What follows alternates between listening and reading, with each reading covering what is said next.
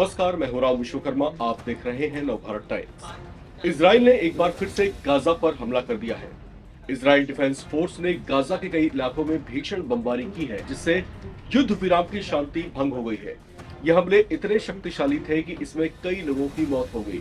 इसकी जानकारी देते हुए गाजा की सिविल डिफेंस एजेंसी ने बताया कि इजरायली हमलों में कम से कम 22 लोग मारे गए हैं, जबकि बहुत से गंभीर रूप से घायल अवस्था में अस्पतालों में भर्ती कराए गए हैं।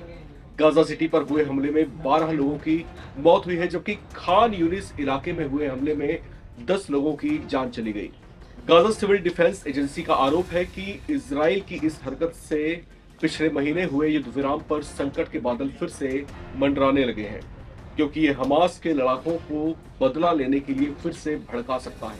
हालांकि इस हमले को लेकर इजरायली सेना की ओर से जारी बयान में कहा गया कि वो गाजा पट्टी में सक्रिय हमास के ठिकानों पर हमले कर रही है।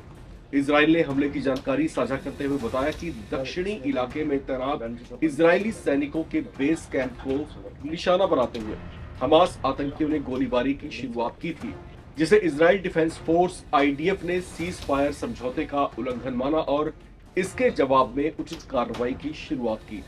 इसके जवाब में आईडीएफ ने गाजा पट्टी में सक्रिय हमास के उन ठिकानों पर हमले किए हैं जहां से इजरायली सैन्य ठिकानों को निशाना बनाया जा रहा था।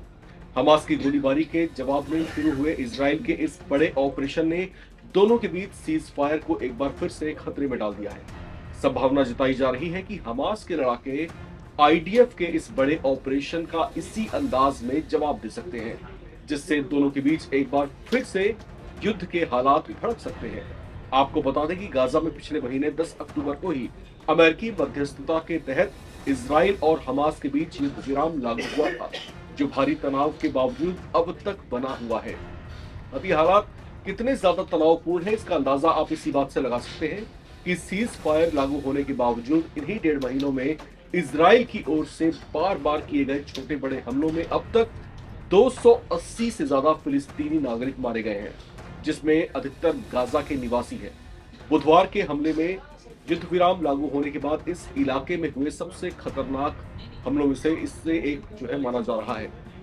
29 अक्टूबर को सबसे ज्यादा 100 मौतें दर्ज की गई थी, जब इजरायली हमलों में 100 से ज्यादा लोग मारे गए थे। इससे पहले हमास के लड़ाकों ने रफा में इजरायली सैनिकों पर एक एंटी टैंक मिसाइल दागी थी, जिससे तनाव बढ़ गया था। उस समय भी इजराइल ने इसे हमास की ओर से संघर्ष विराम का उल्लंघन करार दिया था। इजराइल डिफेंस फोर्स ने कहा था कि हमास को सीज फायर वायलेशन पर पहले से भी ज्यादा बुरा परिणाम भुगतना पड़ेगा। उसके बाद से ही हमास को येलो लाइन से बाहर रखने की कोशिशें लगातार जारी है। येलो लाइन इजराइल का सेफ जोन है, जिसके आसपास हमास की सक्रियता और उसके हमलों को नाकाम कर आईडीएफ उसके हौसलों को तोड़ रहा है। आपको बता दें कि ये गतिरोध सीज फायर के बाद से ही लगातार जारी है। इजरायली सुरक्षा अधिकारियों ने बताया कि हमास अगर बाज नहीं आता तो इजराइल 4 विकल्पों पर एक्शन तेज करेगा। इनमें से पहला है ऑपरेशनल कंट्रोल को बढ़ाना, दूसरा है लक्षित हमले करना और तीसरा राजनयिक दबाव बनाना। चौथा लेकिन सबसे इंपॉर्टेंट इसमें माना जा रहा है मौजूदा समझौतों को समाप्त कर देना, यानी सीज फायर को ही जो है नजरअंदाज कर देना, उसको फॉलो ना करना। अब इजराइल और हमास के बीच युद्ध विराम अमेरिकी राष्ट्रपति डोनाल्ड ट्रंप के 20 सूत्रीय गाजा शांति योजना का जो है परिणाम के तौर पर सामने आया था। इसमें सभी 48 इजरायली बंधकों को जीवित या मृत इजराइल वापस भेजना भी शामिल था। इजराइल को सभी जिंदा बंधक सौंपे जा चुके हैं, जबकि सिर्फ 3 ही बंधकों की लाशें जो है अब तक बची हुई है, जो अब तक सौंपी नहीं गई है। हालांकि राष्ट्रपति ट्रंप की शांति योजना के दूसरे चरण को लागू करने पर अभी सहमति नहीं बन पाई है। इसके तहत गाजा का नियंत्रण हमास से लेकर एक ट्रांजिशनल अथॉरिटी को सौंपने, समूह का निरस्तीकरण करने और एक अंतर्राष्ट्रीय स्थिरीकरण बल तैनात करना इसमें शामिल है। हाल ही में संयुक्त राष्ट्र सुरक्षा परिषद ने भी ट्रंप के प्रस्ताव को मंजूरी दी थी। हाल फिलहाल इजराइल हमास पर दबाव बढ़ाता जा रहा है, जिसका असर भी हमास पर अब दिखाई देने लगा है।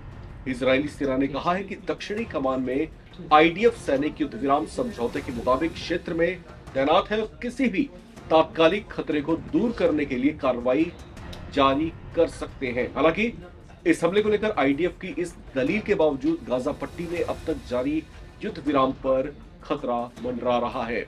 तो जो हालात यहाँ पर दिखाई दे रहे हैं वो कहीं ना कहीं इस बात की तरफ भी इशारा कर रहे हैं कि अगर ये जल्दी नहीं संभले तो एक बार फिर से हमास और इजराइल के सैनिक आमने सामने के युद्ध में उतर सकते हैं और सीज फायर पूरी तरीके से समाप्त हो सकता है।